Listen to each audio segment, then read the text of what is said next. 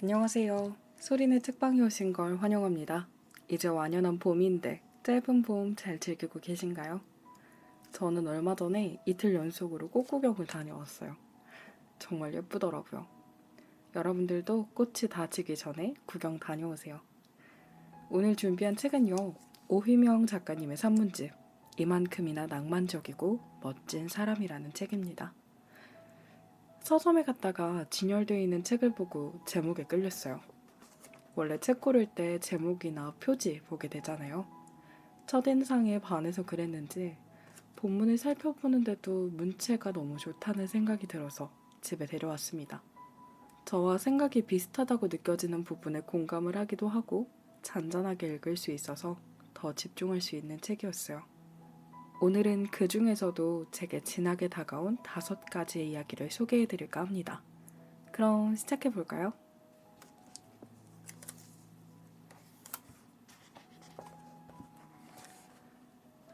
첫 번째 글은 기도가 닿는 순간이란 글입니다. 모든 쓰는 사람, 나아가 무언가를 창작하는 사람들이 그렇겠지만 마감은 사람을 괴롭게 만든다. 시간은 한정되어 있고 결과물은 썩 마음에 안 드는데 지금부터는 무조건 잘해야 한다는 걸 알면서도 손은 안 움직이고 나는 가만히 앉아서 또는 방을 빙빙 돌며 괴로워만 한다. 그러는 동안 시간은 계속가고 하루는 야속할이 많지 괴롭고도 덧없이 흐르고. 그럼 좀 미리미리 해놓지 그랬어. 누군가는 속없이 말하고. 그게 좋다는 걸 내가 누구보다 잘 알지만 그런 건 애초에 가능한 일이 아니고. 그런 날이면 5만 가지 생각이 다 든다. 나는 왜 이 일을 하는가? 한때는 즐거워서 시작한 일이 이렇게 괴로운 일이 될 수도 있는 건가? 왜 옛날처럼 안 되는가? 그 사람은 잘하던데 왜 나는 그러지 못하는가? 어디 뭐 새로운 것 없는가? 아니, 사실은 모든 게 새롭지만 나와 내 영혼이 낡아버려서 나는 낡은 것밖엔 쓸 수 없는가? 하지만 그러면서도 몸은 살아보겠다고 발악을 하니 배는 고프고 눈은 감겨왔다. 그럼 밥만 먹고 바로 열심히 써보자고 마음먹은 것도 잠시. 먹으니 바로 잠이 쏟아지고 1시간만 자보겠다고 눕고 나면 기어코 해가 뜨고 난 뒤에야 잠에서 깨곤 했다. 기분 나쁜 햇볕. 시들어가는 기분. 그래, 그건 시들어가는 기분이었다. 적당히 그늘에 있어야 그곳의 분위기도 기후도 즐길 수 있는 식물이 너무 커다란 빛과 열에 노출되어 매일매일 시들어만 가는 기분. 나는 그렇게 아침을 맞은 날이면 또 완전히 다른 사람이 되어 전날과 달리 밥도 안 먹고 잠도 안 자는 사람으로 낯선 하루를 보내곤 했다. 그날 아침도 그런 아침이었다. 눈을 떴을 때 나는 편한 옷도 아니고 셔츠와 청바지를 입은 채로 침대에 엎어져 있었고 밖에서는 차와 사람들의 소리가 들려오고 있었다. 책상 위에 있는 컴퓨터는 기약 없이 떠난 주인을 기다리는 개처럼 헐떡대며 켜져 있었다. 나는 아무것도 생산을 내지 못한 주제에 전기세나 축내는 도둑놈이다. 그렇게 혼잣말하며 책상 앞에 앉는다. 평소보다 컴퓨터 돌아가는 소리가 크게 들려오는 것만 같았다. 넌 내가 게임이나 영화를 틀어두고 잔 것도 아닌데 뭘 이렇게 시끄럽게 돌아가고 있어. 성능이 나빠졌나? 그렇게 생각하며 켜져 있는 것들을 둘러보는데 그 목록에 작업하는 원고들 말고도 인터넷 브라우저가 하나 켜져 있었다. 빨갛고 흰 로고 버튼을 봤을 때 유튜브를 틀어둔 채로 잠들어 버린 것 같았다. 어차피 소리도 다 줄여놓고 누웠는데 꺼놓고 잘걸. 아무 소리도 없이 동영상만 재생되고 있었겠네. 하지만 재생되고 있는 영상의 제목이 유독 눈에 커다랗게 들어와 박힌 건 어째서였을까? 시들지 않는 꽃이 되어줘요. 그건 정말이지. 뜻밖의 내게 날아와 박힌 문장이었다. 아닌 게 아니라 그건 내가 틀어둔 영상이 아니었다. 음악을 들으며 작업하던 어젯밤, 내가 잠든 이후 자동으로 다른 재생 목록들이 알고리즘을 통해 재생되고 있었고 마침 내게 발견되었을 때 그 영상이 재생되고 있었던 것이다. 그리고 그 한 문장은 내게 와서 하루의 출발을 누구보다도 잔잔하게 응원해주는 말이 되어주었다. 잘 다녀오라며 등을 어루만져주는 가족 또는 애인처럼 오늘의 안녕을 강요하지도 기대하지도 않지만 너는 너로 있기만 하면 된다고 말해주는 그런 잔잔하고도 술술 넘어가는 응원. 그날 나는 지난 날들과는 다르게 또 염려와도 다르게 씩씩하게 일에 임할 수 있었고 한두 번이긴 하지만 웃을 수도 있었다. 아무것도 쓰지 못하는 하루가 아닌 글자 몇 조각이라도 적어놓고 저장 버튼을 누를 수 있는 하루를 보낼 수 있었다. 왜 이렇게 시들어가는 것들밖에는 없는가? 그런 물음만 가득하던 나날 속에서 촉촉한 수분과 한 줌의 영양분이 되어준 것이 우습게도 고작 동영상 하나에 붙여진 제목이었다니. 이래서 사람들이 삶이라는 건 정말 알다가도 모르는 것이라고 말하는 건가 싶기도 하고 가끔 그런 순간들이 있다. 나는 그저 평소와 똑같이 하루를 시작하고 똑같이 하루를 마치는데 똑같이 좌절하고 똑같이 아파하는데 그 과정에서 놀랍도록 조용하고 작지만 한편으론 놀랍도록 고맙고 커다랗게 다가오는 것들을 마주하는 순간들이 마치 그날 내가 우연히 눈에 들어온 동영상의 제목에 힘을 얻었던 것처럼. 또 어느 날 세수를 하고 나와 내 방으로 향하는데 어머니의 작은 기도 소리, 제 아들이 힘을 내게 해주시고 라는 기도 한 조각을 마침 내가 들었던 것처럼, 그래서 힘을 안 내려야 안 낼 수 없는 사람이 되었던 것처럼 나는 그런 선물 같은 우연들이 꽤 많은 사람의 목숨을 오늘날까지도 붙잡아 주었다고 생각한다. 그리고 아마 기도하는 자들은 그런 광경들 앞에서 다행히도 감사하게도 자신의 기도가 통했구나 생각하는 것일지도 모른다. 언젠가부터 힘이 드는 날에는 작은 것들에 집중한다. 창밖에 모양이나 빛깔이 유난히 예쁜 들꽃은 없는지, 바람이나 새소리가 들려오진 않는지, 누가 날 위해 기도하고 있진 않은지. 그러다 보면 무엇 하나라도 내게 다가와 나를 웃게 하곤 했다. 그러면 나는 누군가의 기도와 응원이 닿은 걸까 하며 괜히 설레고 그래도 좀 더 잘 살아봐야겠지 한다.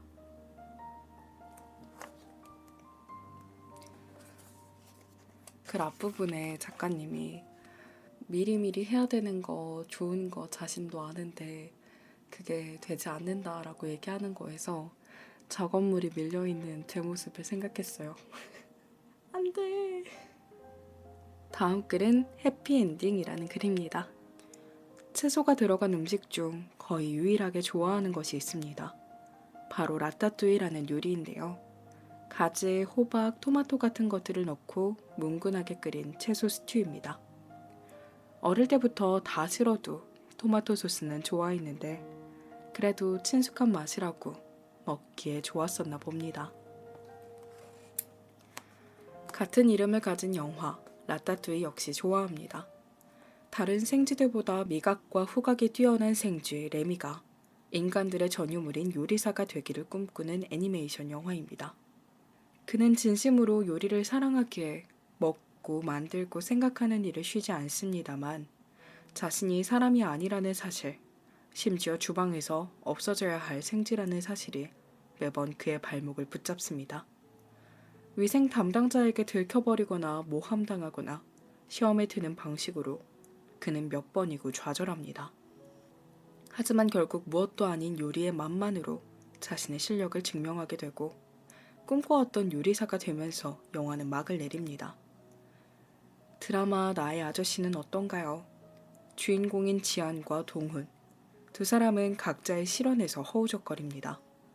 권모술수에 휘말리고 늘 그랬듯 가난과 씨름하기도 합니다. 믿었던 사람에게 배신당하고 소중했던 사람을 떠나보냅니다. 하지만 그들은 각자가 지닌 담담한 내력과 투박한 따뜻함으로 서로와 스스로를 치유해주고 결국 그들 나름의 편안함에 이르게 됩니다.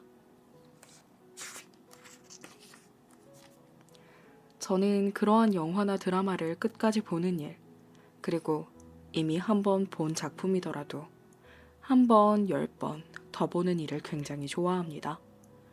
작품성이나 영상미, 음악, 배우들의 연기가 좋아서도 있지만 그들이 작품 속 스토리 라인의 상승과 하강을 온몸으로 타면서 결국 행복에 이르는 것을 보는 게 좋기 때문입니다. 현실에선 그렇지 않은 경우가 더 많습니다만 영화나 드라마, 소설처럼 이야기가 있는 작품에서는 주인공에게 고난과 행복이 번갈아가며 찾아오곤 합니다. 아마 그래야만 이야기가 만들어지기 때문일 것입니다. 아무 일도 일어나지 않고 안온한 날들만 계속된다면 그것은 드라마도 영화도 될 수 없겠지요. 매일 똑같은 데이트만 하는 연인들의 이야기로는 영화를 만들기 힘들 듯 몇 계절 내내 출퇴근만 반복하는 이야기로는 드라마를 만들기 어렵듯이 상승과 하강 그리고 그 끝에는 결국 웃음 지을 수 있는 결말이 기다리고 있다는 것. 어쩌면 그래서 드라마와 영화가 극적인 행복감과 감동을 주는 것일지도 모르겠습니다. 우리 모든 게 끝난 것 같거나 유난히 내게만 세상이 가혹한 것 같을 때면 우리의 삶을 영화라고 생각해 보면 어떨까요? 너무도 극적인 행복과 감동과 희소식들이 내게 찾아오기 전에 소품이나 준비물 같은 시련들이 나를 핥히고 가고 있을 뿐이라고 생각해 보는 거예요. 아무런 말도 위로가 되지 않고 어떤 것도 쉬이 바뀌지 않을 것 같다면 제가 조연이라도 하다못해 단역이라도 되어 당신을 빛나게 해드릴게요. 좋은 역할을 하는 소품, 가구, 물건이라도 되어드릴게요. 오래 걸리지 않아 찾아올 거예요.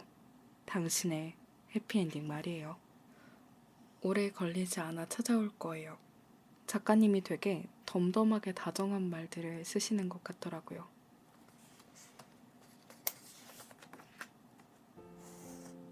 다음 글은 Fade Out이라는 글입니다. 이별이 슬픈 것은 관계가 끝났는데 보고 싶은 마음은 아직도 끝나지 않아서 그런 것도 있고 내 생활의 일부가 되었던 것들이 일순간에 뜯겨나가서 통증의 일환으로 느껴지는 것도 있겠지만 정말로 이별이 슬픈 것은 그토록 생생했던 장소와 시간과 이름들이 점점 흐려져 가기 때문이라고 생각한다. 그곳은, 그때는, 그 사람은 이미 내게 너무나도 과거로 남아버려서 지금은 사라진 곳 또는 쓸데없이 세련된 곳이 되어버리곤 했다. 그래서 다시 혼자서라도 그곳을 찾는다고 해도 나와 그 사람이 알던 그곳은 온데간데 없었던 것. 그때 우리를 기억해주는 사람은 더더욱 없어서 슬펐던 것이다. 그러다가도 한 번 더 괴로워졌던 것은 지금 헛헛한 마음에 혼자서라도 이곳을 찾아온 바람에 착실히 흐려진 줄로만 알았던 여러 기억이 다시금 선명해져 버렸던 때가 그랬다. 나는 혼자 여기에 있는데 그때 우리 역시 저 건너편에서 선명하게 존재하게 되는 것이다. 그리고 그 사이에는 그 누구도 뛰어넘을 수 없는 벽이 있어서 그저 더 선명하게 아파하게만 되는 것이다. 그럴 때면 차라리 찾아오지 말 것을 빨리빨리 잊혔다면 좋았을 것을 그런 의미 없는 혼잣말을 되뇌곤 했다. 방 정리는 그럭저럭 잘하는 편이라고 생각했는데 문서 정리에는 소질이 없는 건지 몇 달 쓰다가 뒤돌아보면 컴퓨터 안은 전쟁터가 되어 있곤 했다.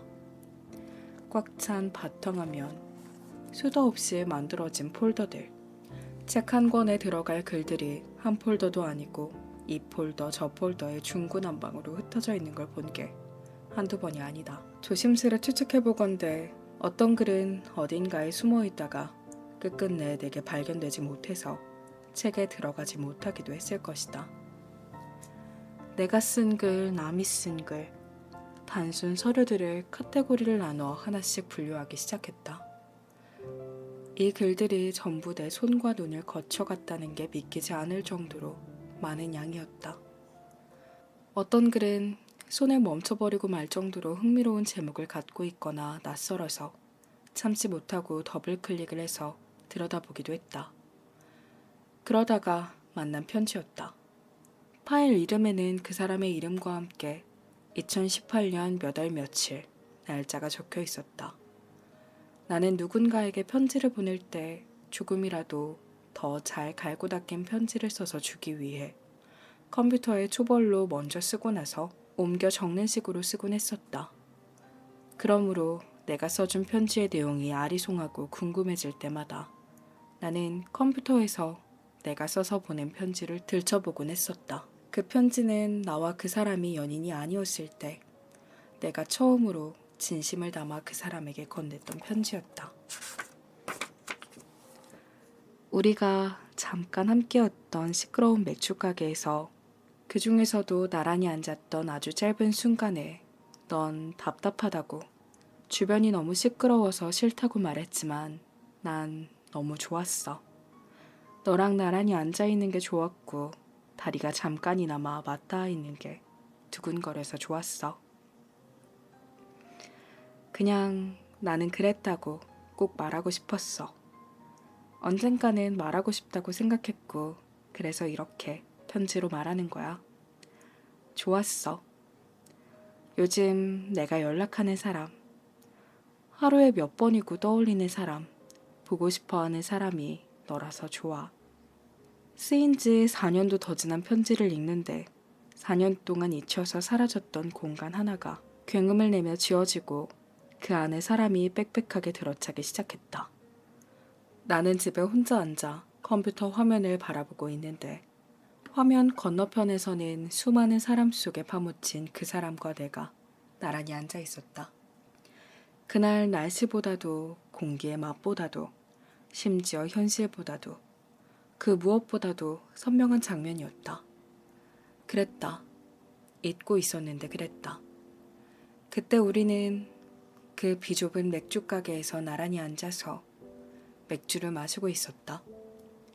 그 사람은 내 귀에 대고 사람도 많고 시끄러워서 답답하다고 했다.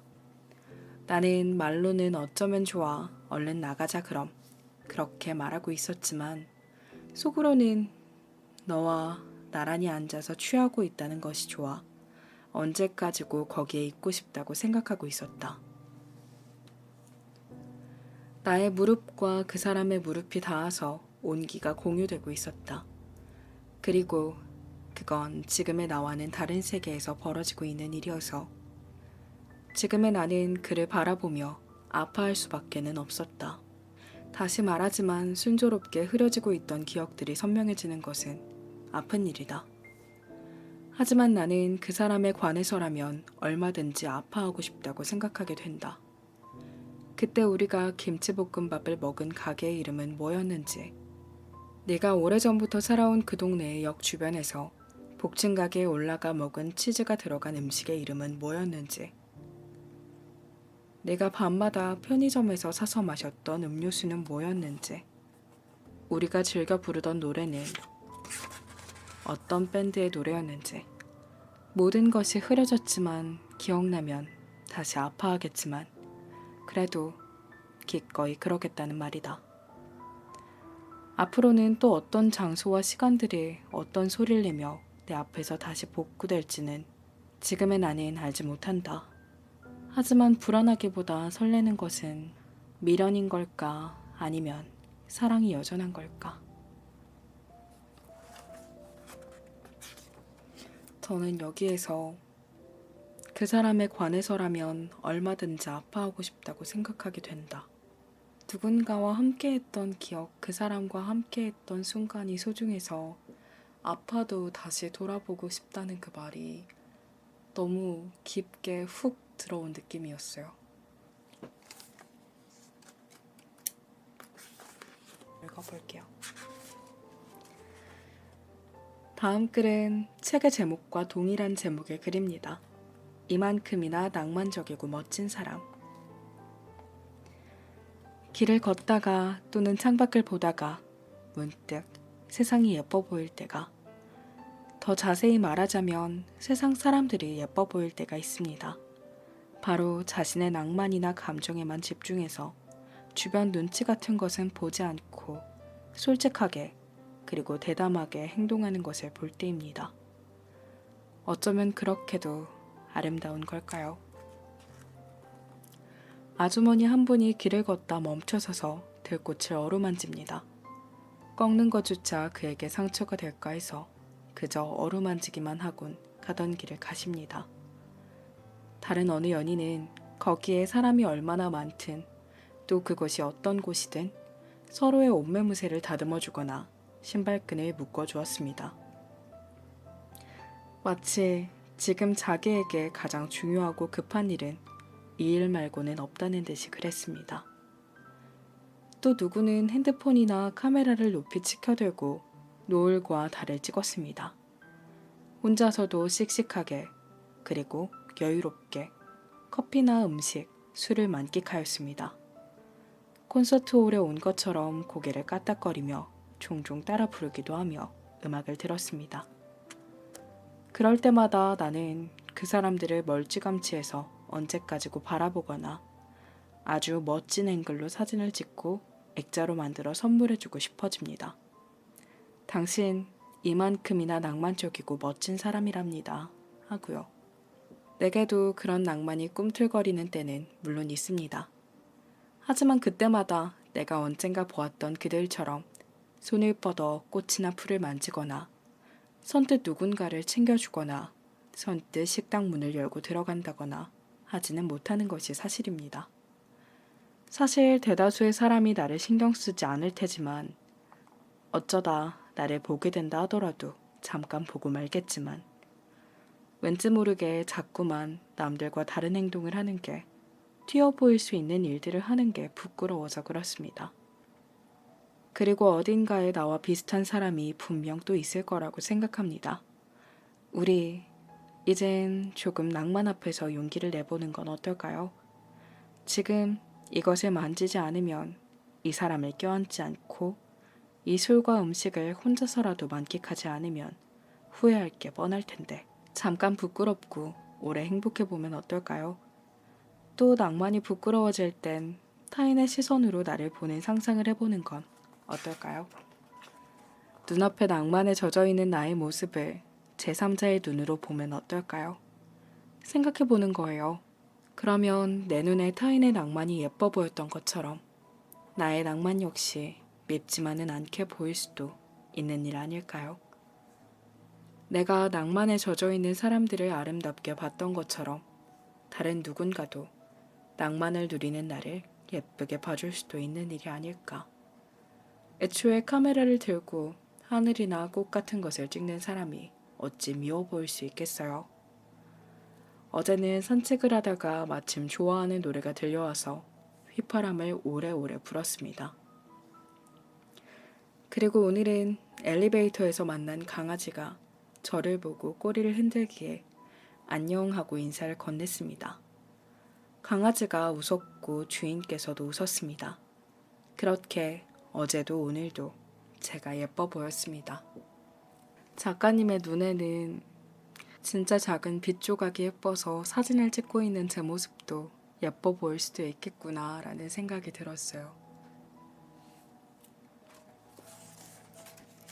제가 준비한 마지막 글 읽어볼게요.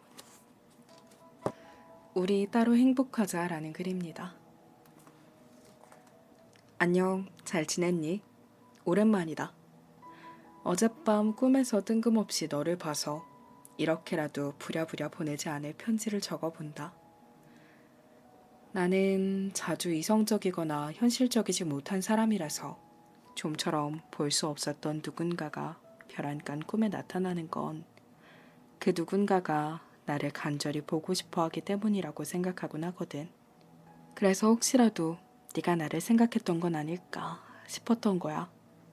물론 아닐 확률이 훨씬 높겠지만 네가 나를 생각한 게 아니라 내 무의식이 너를 생각한 거였겠지만 말이야. 꿈에서 우리는 교복을 입고 있었어. 빳빳한 짙은 회색 동복이었어. 단추 모양도 명찰 모양도 그대로더라. 웃기지? 졸업한 지 10년이 넘었는데 그만큼이나 그 옷이 선명하게 그려졌던 거야. 우리는 교실에 있었어. 왁자지껄한 게 쉬는 시간이 아니면 점심시간인 것 같았어. 넌 내 바로 뒷번호였기에 내 바로 뒷자리에 앉아 있었어. 꿈이라서 그랬는지 반가워서 그랬는지 그곳에서 나는 내게 거리낌 없이 말을 걸고 있었어. 오늘도 당구장이나 갈래? 야자는 어떻게 빼지? 아니면 그냥 밤에 너네 집에나 놀러 갈까? 그때 걔랑 문자는 하고 있냐? 그렇게 지금의 나와는 다르게 조금은 가볍고 힘없는 목소리로 떠들어대고 있었어.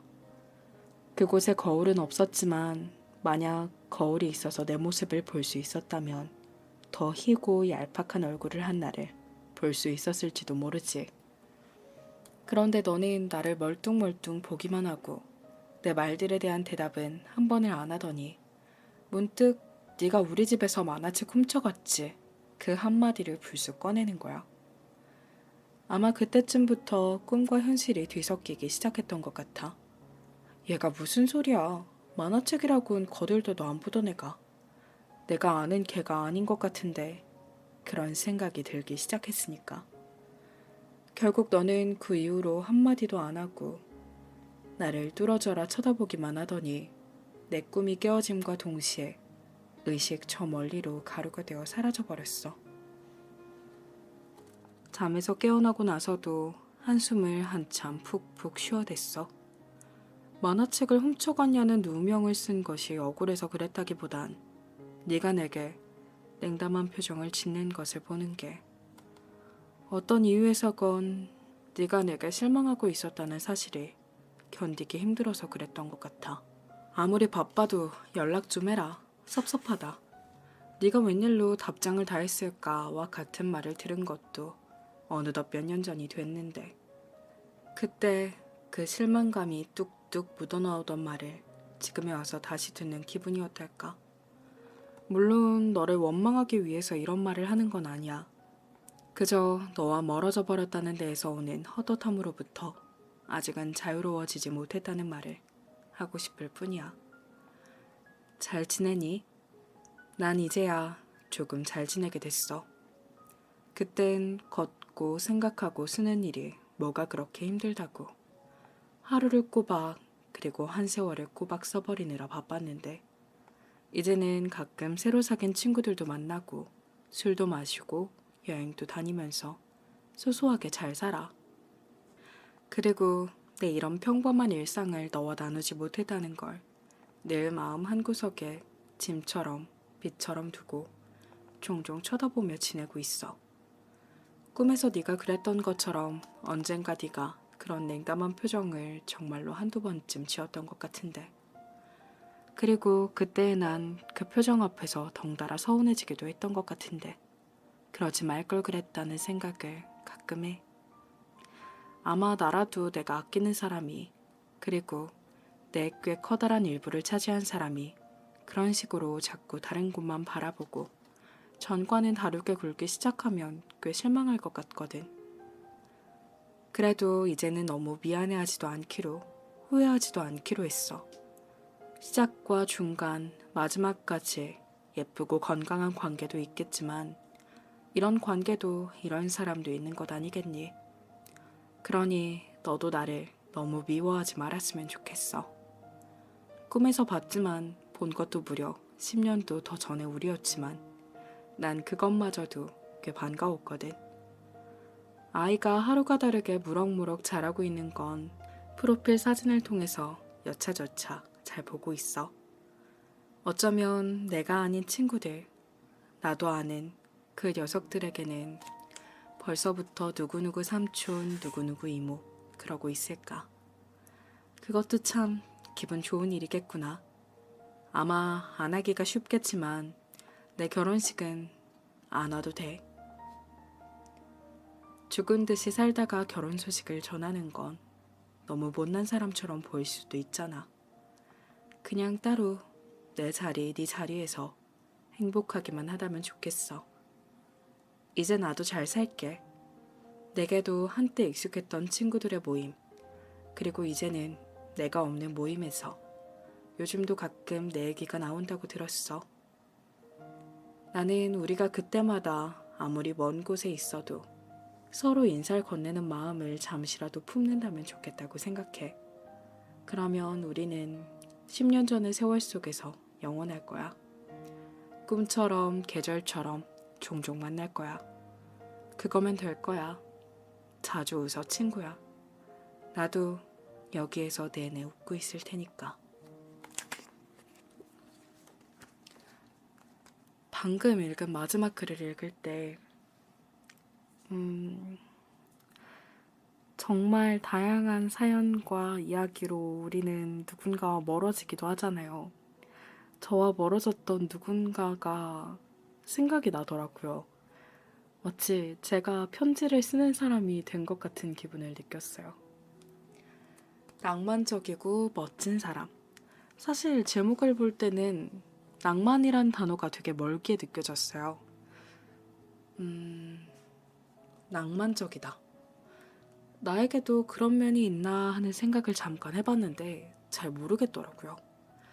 근데 책을 읽다가 진짜 낭만적이다라는 생각이 드는 부분에 제 모습이 언뜻언뜻 비치는 걸 보고 아, 나한테도 낭만 있구나 라고 생각하게 되었어요. 강한 자극에 끌릴 때도 있지만 잔잔한 순간을 즐기고 싶을 때도 있잖아요. 그 순간에 다시 생각나겠구나 라는 생각이 드는 책이었습니다. 오늘도 제 작은 소리에 귀 기울여 주셔서 감사합니다. 여러분들의 오늘이 어제보다 조금 더 반짝이는 하루 되기를 응원하겠고요. 오늘도 시청해 주셔서 감사합니다. 안녕.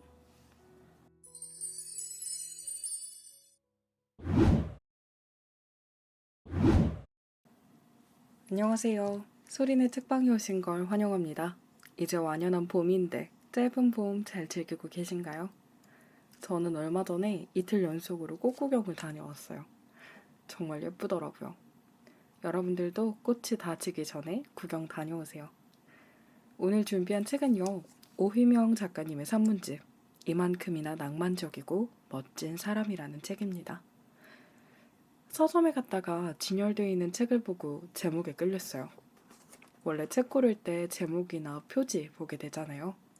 첫인상에 반해서 그랬는지 본문을 살펴보는데도 문체가 너무 좋다는 생각이 들어서 집에 데려왔습니다. 저와 생각이 비슷하다고 느껴지는 부분에 공감을 하기도 하고 잔잔하게 읽을 수 있어서 더 집중할 수 있는 책이었어요. 오늘은 그 중에서도 제게 진하게 다가온 5가지의 이야기를 소개해드릴까 합니다. 그럼 시작해볼까요?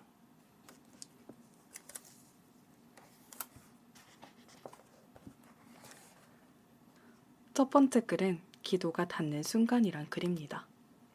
모든 쓰는 사람, 나아가 무언가를 창작하는 사람들이 그렇겠지만 마감은 사람을 괴롭게 만든다. 시간은 한정되어 있고 결과물은 썩 마음에 안 드는데 지금부터는 무조건 잘해야 한다는 걸 알면서도 손은 안 움직이고 나는 가만히 앉아서 또는 방을 빙빙 돌며 괴로워만 한다. 그러는 동안 시간은 계속하고 하루는 야속할이 많지 괴롭고도 덧없이 흐르고 그럼 좀 미리미리 해놓지 그랬어. 누군가는 속없이 말하고 그게 좋다는 걸 내가 누구보다 잘 알지만 그런 건 애초에 가능한 일이 아니고 그런 날이면 5만 가지 생각이 다 든다. 나는 왜 이 일을 하는가? 한때는 즐거워서 시작한 일이 이렇게 괴로운 일이 될 수도 있는 건가? 왜 옛날처럼 안 되는가? 그 사람은 잘하던데 왜 나는 그러지 못하는가? 어디 뭐 새로운 것 없는가? 아니, 사실은 모든 게 새롭지만 나와 내 영혼이 낡아버려서 나는 낡은 것밖엔 쓸 수 없는가? 하지만 그러면서도 몸은 살아보겠다고 발악을 하니 배는 고프고 눈은 감겨왔다. 그럼 밥만 먹고 바로 열심히 써보자고 마음먹은 것도 잠시.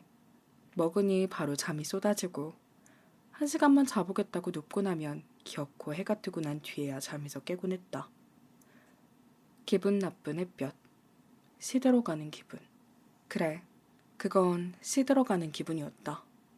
적당히 그늘에 있어야 그곳의 분위기도 기후도 즐길 수 있는 식물이 너무 커다란 빛과 열에 노출되어 매일매일 시들어만 가는 기분. 나는 그렇게 아침을 맞은 날이면 또 완전히 다른 사람이 되어 전날과 달리 밥도 안 먹고 잠도 안 자는 사람으로 낯선 하루를 보내곤 했다. 그날 아침도 그런 아침이었다. 눈을 떴을 때 나는 편한 옷도 아니고 셔츠와 청바지를 입은 채로 침대에 엎어져 있었고 밖에서는 차와 사람들의 소리가 들려오고 있었다. 책상 위에 있는 컴퓨터는 기약 없이 떠난 주인을 기다리는 개처럼 헐떡대며 켜져 있었다. 나는 아무것도 생산해내지 못한 주제에 전기세나 축내는 도둑놈이다. 그렇게 혼잣말하며 책상 앞에 앉는다. 평소보다 컴퓨터 돌아가는 소리가 크게 들려오는 것만 같았다. 넌 내가 게임이나 영화를 틀어두고 잔 것도 아닌데 뭘 이렇게 시끄럽게 돌아가고 있어. 성능이 나빠졌나? 그렇게 생각하며 켜져 있는 것들을 둘러보는데 그 목록에 작업하는 원고들 말고도 인터넷 브라우저가 하나 켜져 있었다. 빨갛고 흰 로고 버튼을 봤을 때 유튜브를 틀어둔 채로 잠들어 버린 것 같았다. 어차피 소리도 다 줄여놓고 누웠는데 꺼놓고 잘걸. 아무 소리도 없이 동영상만 재생되고 있었겠네. 하지만 재생되고 있는 영상의 제목이 유독 눈에 커다랗게 들어와 박힌 건 어째서였을까? 시들지 않는 꽃이 되어줘요. 그건 정말이지. 뜻밖의 내게 날아와 박힌 문장이었다. 아닌 게 아니라 그건 내가 틀어둔 영상이 아니었다. 음악을 들으며 작업하던 어젯밤, 내가 잠든 이후 자동으로 다른 재생 목록들이 알고리즘을 통해 재생되고 있었고 마침 내게 발견되었을 때 그 영상이 재생되고 있었던 것이다. 그리고 그 한 문장은 내게 와서 하루의 출발을 누구보다도 잔잔하게 응원해주는 말이 되어주었다. 잘 다녀오라며 등을 어루만져주는 가족 또는 애인처럼 오늘의 안녕을 강요하지도 기대하지도 않지만 너는 너로 있기만 하면 된다고 말해주는 그런 잔잔하고도 술술 넘어가는 응원.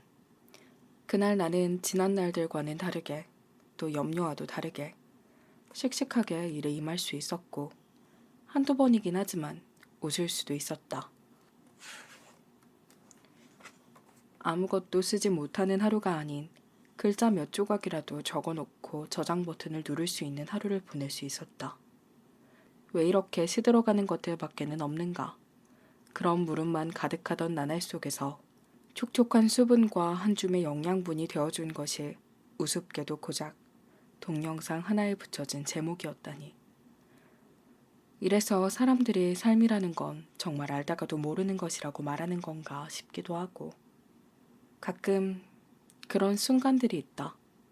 나는 그저 평소와 똑같이 하루를 시작하고 똑같이 하루를 마치는데 똑같이 좌절하고 똑같이 아파하는데 그 과정에서 놀랍도록 조용하고 작지만 한편으론 놀랍도록 고맙고 커다랗게 다가오는 것들을 마주하는 순간들이 마치 그날 내가 우연히 눈에 들어온 동영상의 제목에 힘을 얻었던 것처럼 또 어느 날 세수를 하고 나와 내 방으로 향하는데 어머니의 작은 기도 소리, 제 아들이 힘을 내게 해주시고 라는 기도 한 조각을 마침 내가 들었던 것처럼 그래서 힘을 안 내려야 안 낼 수 없는 사람이 되었던 것처럼 나는 그런 선물 같은 우연들이 꽤 많은 사람의 목숨을 오늘날까지도 붙잡아 주었다고 생각한다. 그리고 아마 기도하는 자들은 그런 광경들 앞에서 다행히도 감사하게도 자신의 기도가 통했구나 생각하는 것일지도 모른다. 언젠가부터 힘이 드는 날에는 작은 것들에 집중한다. 창밖에 모양이나 빛깔이 유난히 예쁜 들꽃은 없는지, 바람이나 새소리가 들려오진 않는지, 누가 날 위해 기도하고 있진 않은지. 그러다 보면 무엇 하나라도 내게 다가와 나를 웃게 하곤 했다. 그러면 나는 누군가의 기도와 응원이 닿은 걸까 하며 괜히 설레고 그래도 좀 더 잘 살아봐야겠지 한다.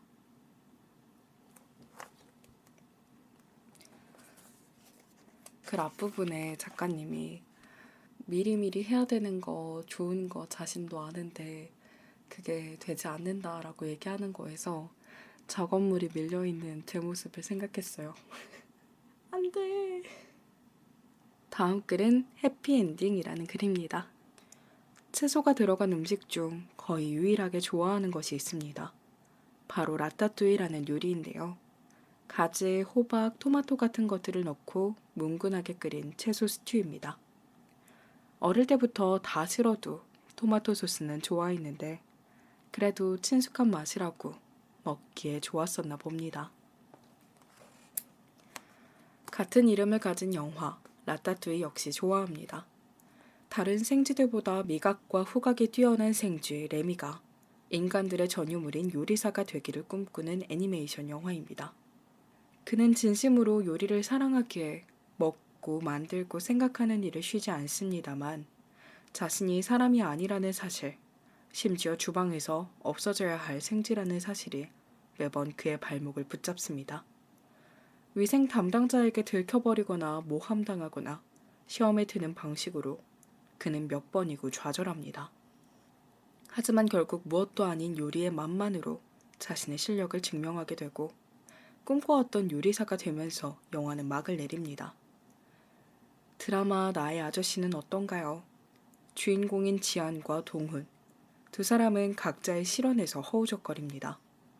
권모술수에 휘말리고 늘 그랬듯 가난과 씨름하기도 합니다. 믿었던 사람에게 배신당하고 소중했던 사람을 떠나보냅니다. 하지만 그들은 각자가 지닌 담담한 내력과 투박한 따뜻함으로 서로와 스스로를 치유해주고 결국 그들 나름의 편안함에 이르게 됩니다. 저는 그러한 영화나 드라마를 끝까지 보는 일, 그리고 이미 한 번 본 작품이더라도 한 번, 10번 더 보는 일을 굉장히 좋아합니다. 작품성이나 영상미, 음악, 배우들의 연기가 좋아서도 있지만 그들이 작품 속 스토리라인의 상승과 하강을 온몸으로 타면서 결국 행복에 이르는 것을 보는 게 좋기 때문입니다. 현실에선 그렇지 않은 경우가 더 많습니다만 영화나 드라마, 소설처럼 이야기가 있는 작품에서는 주인공에게 고난과 행복이 번갈아가며 찾아오곤 합니다. 아마 그래야만 이야기가 만들어지기 때문일 것입니다. 아무 일도 일어나지 않고 안온한 날들만 계속된다면 그것은 드라마도 영화도 될 수 없겠지요.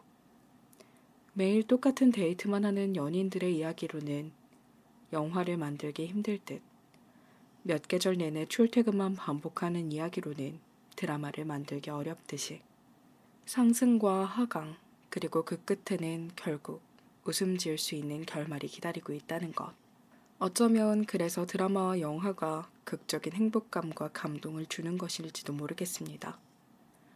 우리 모든 게 끝난 것 같거나 유난히 내게만 세상이 가혹한 것 같을 때면 우리의 삶을 영화라고 생각해보면 어떨까요?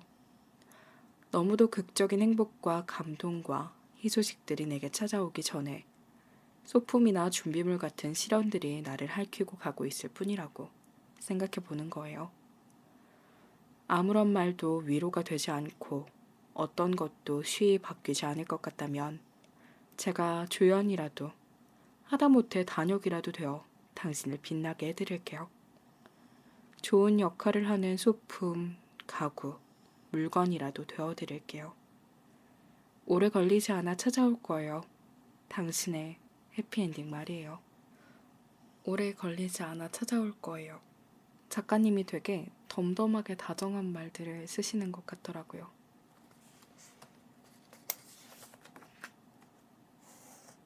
다음 글은 페이드 아웃이라는 글입니다. 이별이 슬픈 것은 관계가 끝났는데 보고 싶은 마음은 아직도 끝나지 않아서 그런 것도 있고 내 생활의 일부가 되었던 것들이 일순간에 뜯겨나가서 통증의 일환으로 느껴지는 것도 있겠지만 정말로 이별이 슬픈 것은 그토록 생생했던 장소와 시간과 이름들이 점점 흐려져 가기 때문이라고 생각한다.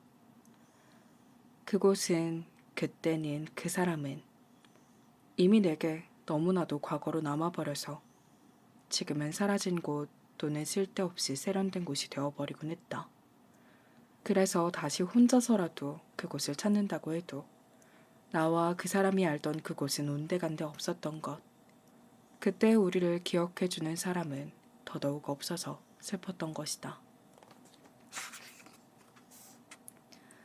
그러다가도 한 번 더 괴로워졌던 것은 지금 헛헛한 마음에 혼자서라도 이곳을 찾아온 바람에 착실히 흐려진 줄로만 알았던 여러 기억이 다시금 선명해져 버렸던 때가 그랬다. 나는 혼자 여기에 있는데 그때 우리 역시 저 건너편에서 선명하게 존재하게 되는 것이다.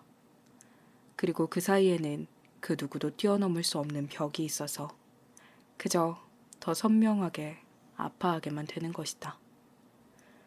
그럴 때면 차라리 찾아오지 말 것을 빨리빨리 잊혔다면 좋았을 것을 그런 의미 없는 혼잣말을 되뇌곤 했다. 방 정리는 그럭저럭 잘하는 편이라고 생각했는데 문서 정리에는 소질이 없는 건지 몇 달 쓰다가 뒤돌아보면 컴퓨터 안은 전쟁터가 되어 있곤 했다. 꽉 찬 바탕화면, 수도 없이 만들어진 폴더들, 책 한 권에 들어갈 글들이 한 폴더도 아니고 이 폴더 저 폴더에 중구난방으로 흩어져 있는 걸 본 게 한두 번이 아니다. 조심스레 추측해보건대 어떤 글은 어딘가에 숨어 있다가 끝끝내 내게 발견되지 못해서 책에 들어가지 못하기도 했을 것이다. 내가 쓴 글, 남이 쓴 글, 단순 서류들을 카테고리를 나눠 하나씩 분류하기 시작했다. 이 글들이 전부 내 손과 눈을 거쳐갔다는 게 믿기지 않을 정도로 많은 양이었다. 어떤 글은 손을 멈춰버리고 말 정도로 흥미로운 제목을 갖고 있거나 낯설어서 참지 못하고 더블 클릭을 해서 들여다보기도 했다. 그러다가 만난 편지였다. 파일 이름에는 그 사람의 이름과 함께 2018년 몇 월 며칠 날짜가 적혀 있었다. 나는 누군가에게 편지를 보낼 때 조금이라도 더 잘 갈고 닦인 편지를 써서 주기 위해 컴퓨터에 초벌로 먼저 쓰고 나서 옮겨 적는 식으로 쓰곤 했었다. 그러므로 내가 써준 편지의 내용이 아리송하고 궁금해질 때마다 나는 컴퓨터에서 내가 써서 보낸 편지를 들춰보곤 했었다. 그 편지는 나와 그 사람이 연인이 아니었을 때 내가 처음으로 진심을 담아 그 사람에게 건넸던 편지였다. 우리가 잠깐 함께였던 시끄러운 맥주 가게에서 그 중에서도 나란히 앉았던 아주 짧은 순간에 넌 답답하다고 주변이 너무 시끄러워서 싫다고 말했지만 난 너무 좋았어. 너랑 나란히 앉아있는 게 좋았고 다리가 잠깐이나마 맞닿아 있는 게 두근거려서 좋았어. 그냥 나는 그랬다고 꼭 말하고 싶었어. 언젠가는 말하고 싶다고 생각했고 그래서 이렇게 편지로 말하는 거야. 좋았어. 요즘 내가 연락하는 사람, 하루에 몇 번이고 떠올리는 사람, 보고 싶어하는 사람이 너라서 좋아. 쓰인 지 4년도 더 지난 편지를 읽는데 4년 동안 잊혀서 사라졌던 공간 하나가 굉음을 내며 지워지고 그 안에 사람이 빽빽하게 들어차기 시작했다. 나는 집에 혼자 앉아 컴퓨터 화면을 바라보고 있는데 화면 건너편에서는 수많은 사람 속에 파묻힌 그 사람과 내가 나란히 앉아 있었다. 그날 날씨보다도 공기의 맛보다도 심지어 현실보다도 그 무엇보다도 선명한 장면이었다. 그랬다. 잊고 있었는데 그랬다. 그때 우리는 그 비좁은 맥주 가게에서 나란히 앉아서 맥주를 마시고 있었다. 그 사람은 내 귀에 대고 사람도 많고 시끄러워서 답답하다고 했다. 나는 말로는 어쩌면 좋아, 얼른 나가자 그럼 그렇게 말하고 있었지만 속으로는 너와 나란히 앉아서 취하고 있다는 것이 좋아 언제까지고 거기에 있고 싶다고 생각하고 있었다. 나의 무릎과 그 사람의 무릎이 닿아서 온기가 공유되고 있었다. 그리고 그건 지금의 나와는 다른 세계에서 벌어지고 있는 일이어서 지금의 나는 그를 바라보며 아파할 수밖에는 없었다. 다시 말하지만 순조롭게 흐려지고 있던 기억들이 선명해지는 것은 아픈 일이다. 하지만 나는 그 사람에 관해서라면 얼마든지 아파하고 싶다고 생각하게 된다. 그때 우리가 김치볶음밥을 먹은 가게의 이름은 뭐였는지, 네가 오래전부터 살아온 그 동네의 역 주변에서 복층 가게에 올라가 먹은 치즈가 들어간 음식의 이름은 뭐였는지, 내가 밤마다 편의점에서 사서 마셨던 음료수는 뭐였는지, 우리가 즐겨 부르던 노래는 어떤 밴드의 노래였는지, 모든 것이 흐려졌지만 기억나면 다시 아파하겠지만 그래도 기꺼이 그러겠다는 말이다. 앞으로는 또 어떤 장소와 시간들이 어떤 소리를 내며 내 앞에서 다시 복구될지는 지금의 나는 알지 못한다. 하지만 불안하기보다 설레는 것은 미련인 걸까 아니면 사랑이 여전한 걸까? 저는 여기에서 그 사람에 관해서라면 얼마든지 아파하고 싶다고 생각하게 된다. 누군가와 함께했던 기억, 그 사람과 함께했던 순간이 소중해서 아파도 다시 돌아보고 싶다는 그 말이 너무 깊게 훅 들어온 느낌이었어요. 읽어볼게요. 다음 글은 책의 제목과 동일한 제목의 글입니다. 이만큼이나 낭만적이고 멋진 사람. 길을 걷다가 또는 창밖을 보다가 문득 세상이 예뻐 보일 때가, 더 자세히 말하자면 세상 사람들이 예뻐 보일 때가 있습니다. 바로 자신의 낭만이나 감정에만 집중해서 주변 눈치 같은 것은 보지 않고 솔직하게 그리고 대담하게 행동하는 것을 볼 때입니다. 어쩌면 그렇게도 아름다운 걸까요? 아주머니 한 분이 길을 걷다 멈춰서서 들꽃을 어루만집니다. 꺾는 것조차 그에게 상처가 될까 해서 그저 어루만지기만 하곤 가던 길을 가십니다. 다른 어느 연인은 거기에 사람이 얼마나 많든 또 그것이 어떤 곳이든 서로의 옷매무새를 다듬어주거나 신발끈을 묶어주었습니다. 마치 지금 자기에게 가장 중요하고 급한 일은 이 일 말고는 없다는 듯이 그랬습니다. 또 누구는 핸드폰이나 카메라를 높이 치켜들고 노을과 달을 찍었습니다. 혼자서도 씩씩하게 그리고 여유롭게 커피나 음식, 술을 만끽하였습니다. 콘서트홀에 온 것처럼 고개를 까딱거리며 종종 따라 부르기도 하며 음악을 들었습니다. 그럴 때마다 나는 그 사람들을 멀찌감치해서 언제까지고 바라보거나 아주 멋진 앵글로 사진을 찍고 액자로 만들어 선물해주고 싶어집니다. 당신 이만큼이나 낭만적이고 멋진 사람이랍니다. 하고요. 내게도 그런 낭만이 꿈틀거리는 때는 물론 있습니다. 하지만 그때마다 내가 언젠가 보았던 그들처럼 손을 뻗어 꽃이나 풀을 만지거나 선뜻 누군가를 챙겨주거나 선뜻 식당 문을 열고 들어간다거나 하지는 못하는 것이 사실입니다. 사실 대다수의 사람이 나를 신경 쓰지 않을 테지만 어쩌다 나를 보게 된다 하더라도 잠깐 보고 말겠지만 왠지 모르게 자꾸만 남들과 다른 행동을 하는 게, 튀어 보일 수 있는 일들을 하는 게 부끄러워서 그렇습니다. 그리고 어딘가에 나와 비슷한 사람이 분명 또 있을 거라고 생각합니다.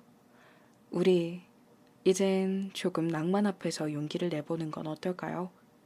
지금 이것을 만지지 않으면 이 사람을 껴안지 않고 이 술과 음식을 혼자서라도 만끽하지 않으면 후회할 게 뻔할 텐데 잠깐 부끄럽고 오래 행복해보면 어떨까요?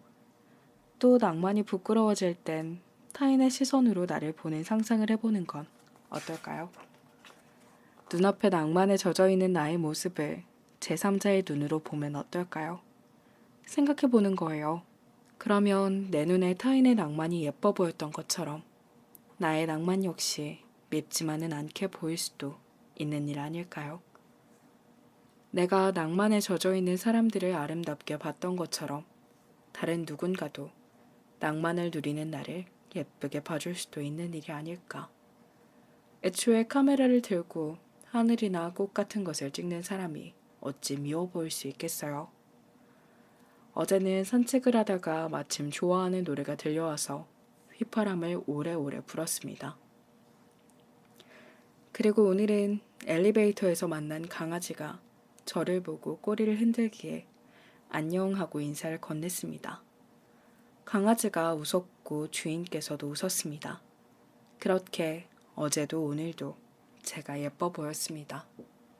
작가님의 눈에는 진짜 작은 빛 조각이 예뻐서 사진을 찍고 있는 제 모습도 예뻐 보일 수도 있겠구나 라는 생각이 들었어요. 제가 준비한 마지막 글 읽어볼게요. 우리 따로 행복하자라는 글입니다. 안녕, 잘 지냈니? 오랜만이다. 어젯밤 꿈에서 뜬금없이 너를 봐서 이렇게라도 부랴부랴 보내지 않을 편지를 적어본다. 나는 자주 이성적이거나 현실적이지 못한 사람이라서 좀처럼 볼 수 없었던 누군가가 별안간 꿈에 나타나는 건 그 누군가가 나를 간절히 보고 싶어 하기 때문이라고 생각하곤 하거든. 그래서 혹시라도 네가 나를 생각했던 건 아닐까 싶었던 거야.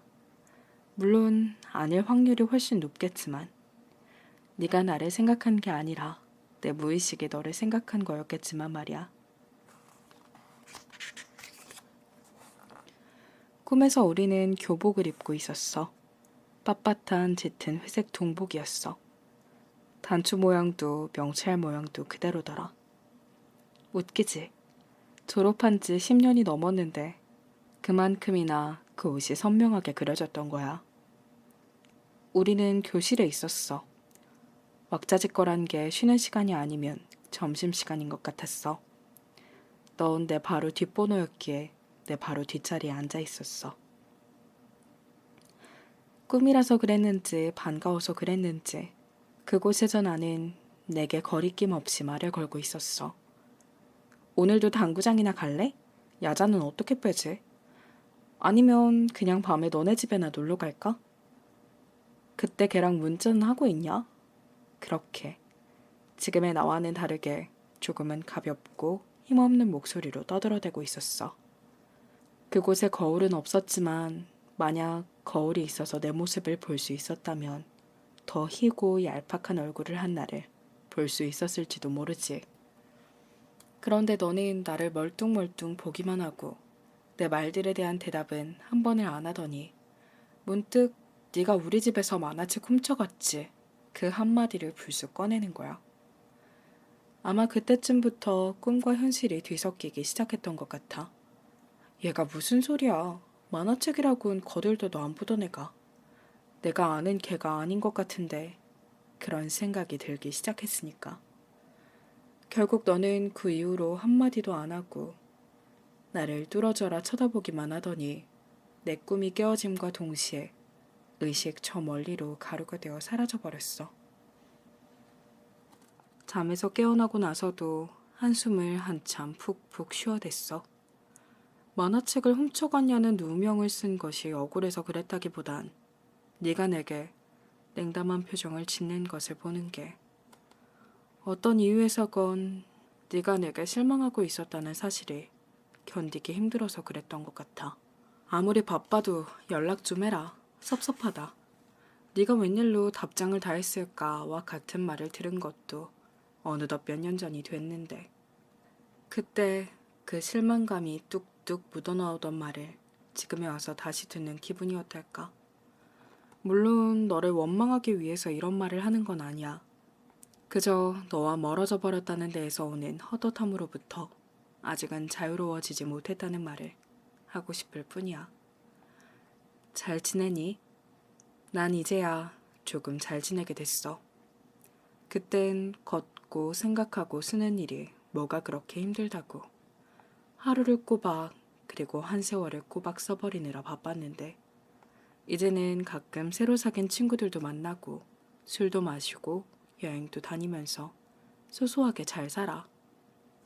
그리고 내 이런 평범한 일상을 너와 나누지 못했다는 걸 늘 마음 한구석에 짐처럼 빛처럼 두고 종종 쳐다보며 지내고 있어. 꿈에서 네가 그랬던 것처럼 언젠가 네가 그런 냉담한 표정을 정말로 한두 번쯤 지었던 것 같은데.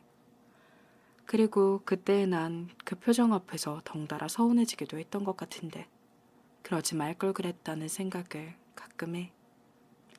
아마 나라도 내가 아끼는 사람이, 그리고 내 꽤 커다란 일부를 차지한 사람이 그런 식으로 자꾸 다른 곳만 바라보고 전과는 다르게 굴기 시작하면 꽤 실망할 것 같거든. 그래도 이제는 너무 미안해하지도 않기로, 후회하지도 않기로 했어. 시작과 중간, 마지막까지 예쁘고 건강한 관계도 있겠지만 이런 관계도 이런 사람도 있는 것 아니겠니? 그러니 너도 나를 너무 미워하지 말았으면 좋겠어. 꿈에서 봤지만 본 것도 무려 10년도 더 전에 우리였지만 난 그것마저도 꽤 반가웠거든. 아이가 하루가 다르게 무럭무럭 자라고 있는 건 프로필 사진을 통해서 여차저차 잘 보고 있어. 어쩌면 내가 아닌 친구들, 나도 아는 그 녀석들에게는 벌써부터 누구누구 삼촌, 누구누구 이모 그러고 있을까. 그것도 참 기분 좋은 일이겠구나. 아마 안 하기가 쉽겠지만 내 결혼식은 안 와도 돼. 죽은 듯이 살다가 결혼 소식을 전하는 건 너무 못난 사람처럼 보일 수도 있잖아. 그냥 따로 내 자리, 네 자리에서 행복하기만 하다면 좋겠어. 이제 나도 잘 살게. 내게도 한때 익숙했던 친구들의 모임, 그리고 이제는 내가 없는 모임에서 요즘도 가끔 내 얘기가 나온다고 들었어. 나는 우리가 그때마다 아무리 먼 곳에 있어도 서로 인사를 건네는 마음을 잠시라도 품는다면 좋겠다고 생각해. 그러면 우리는 10년 전의 세월 속에서 영원할 거야. 꿈처럼 계절처럼 종종 만날 거야. 그거면 될 거야. 자주 웃어 친구야. 나도 여기에서 내내 웃고 있을 테니까. 방금 읽은 마지막 글을 읽을 때 정말 다양한 사연과 이야기로 우리는 누군가와 멀어지기도 하잖아요. 저와 멀어졌던 누군가가 생각이 나더라고요. 마치 제가 편지를 쓰는 사람이 된 것 같은 기분을 느꼈어요. 낭만적이고 멋진 사람. 사실 제목을 볼 때는 낭만이란 단어가 되게 멀게 느껴졌어요. 낭만적이다. 나에게도 그런 면이 있나 하는 생각을 잠깐 해봤는데 잘 모르겠더라고요. 근데 책을 읽다가 진짜 낭만적이다라는 생각이 드는 부분에 제 모습이 언뜻언뜻 비치는 걸 보고 아, 나한테도 낭만 있구나 라고 생각하게 되었어요. 강한 자극에 끌릴 때도 있지만 잔잔한 순간을 즐기고 싶을 때도 있잖아요. 그 순간에 다시 생각나겠구나 라는 생각이 드는 책이었습니다. 오늘도 제 작은 소리에 귀 기울여 주셔서 감사합니다. 여러분들의 오늘이 어제보다 조금 더 반짝이는 하루 되기를 응원하겠고요. 오늘도 시청해 주셔서 감사합니다. 안녕.